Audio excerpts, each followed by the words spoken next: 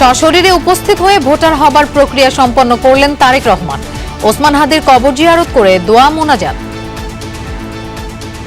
নতুন যে চিন্তা ভাবনাগুলো বাংলাদেশের জন্য, তার যে নতুন পরিকল্পনা, সেই পরিকল্পনা বাংলাদেশ একটা নতুন দিগন্তের সূচনা করবে।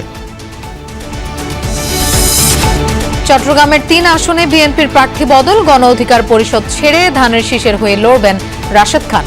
তরুণ নেতার রাজনৈতিক সমৃদ্ধির আশা নেতাদের। জামাতের সাথে জোট ইস্যুতে এনসিপিতে মতভেদ। আহ্বায়কের কাছে ৩০ নেতার স্মারকলিপি। দল থেকে পদত্যাগ করে স্বতন্ত্র লড়ার ঘোষণা ডাক্তার তাসনিম জারা। সংস্কার কমিশনের দেয়া কোনো প্রস্তাবই বাস্তবায়ন করেনি সরকার। বিজেসি সম্মেলনে অসন্তোষ। সম্প্রচার ও প্রেস কমিশন অধ্যাদেশ বাস্তবায়নের অঙ্গীকার উপদেষ্টার।